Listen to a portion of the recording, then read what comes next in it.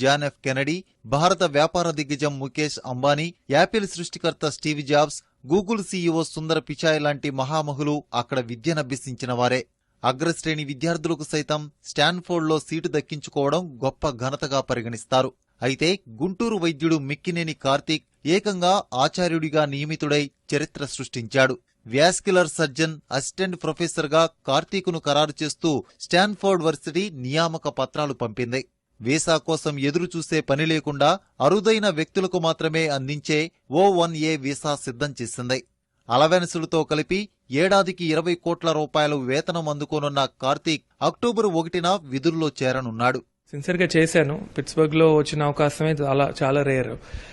Stanford వాళ్ళు ఏంటంటే books publish చేసి తర్వాత NIH గ్రాంట్ వచ్చిన తర్వాత యానిజం మీద వాళ్ళు వరల్డ్ లీడర్స్ కాబట్టి వాళ్ళు రీసెర్చ్కి ఇంపార్టెన్స్ ఇచ్చి పిలిచారు ఇంటర్వ్యూకి. అప్లై చేసిన తర్వాత కూడా నమ్మకం లేదన్నమాట, ఎందుకంటే ప్రపంచంలో దిగ్గజాలు వస్తారు అటు నుంచి.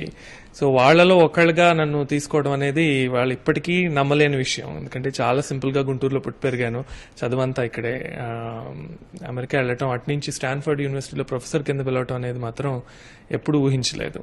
కానీ ఆ రీసెర్చ్కున్న వాల్యూ వాళ్ళు రికగ్నైజ్ చేశారు. తర్వాత టీచింగ్ ఎబిలిటీ ఉంది, స్కిల్ సెట్ ఉంది అని వాళ్ళు రికగ్నైజ్ చేయడం మాత్రం చాలా హ్యాపీగా ఉంది. అన్నిటికంటే మరీ ముఖ్యంగా ఈ రోజుల్లో US government extraordinary ability waiver ఇవ్వటం అనేది చాలా ఆశ్చర్యం వేసింది. సంతోషం కంటే ఆశ్చర్యం అండ్ ప్రౌడ్ మూమెంట్ అండి. స్టాన్ఫర్డ్ మాత్రం నాకు కొంత ఇది నాకు బాధ్యత పెరిగింది, ఇంకా ఎక్కువ చదవాలి, ఇంకా ఎక్కువ రీసెర్చ్ చేయాలి అన్న పట్టుదల అయితే ఉందండి. ఎందుకంటే వచ్చే స్టూడెంట్స్ స్థాయి అక్కడ చాలా ఎక్కువ, ప్లస్ వాళ్ళు నా మీద పెట్టుకొని నమ్మకం పెట్టుకొని ఇచ్చారు ఇది.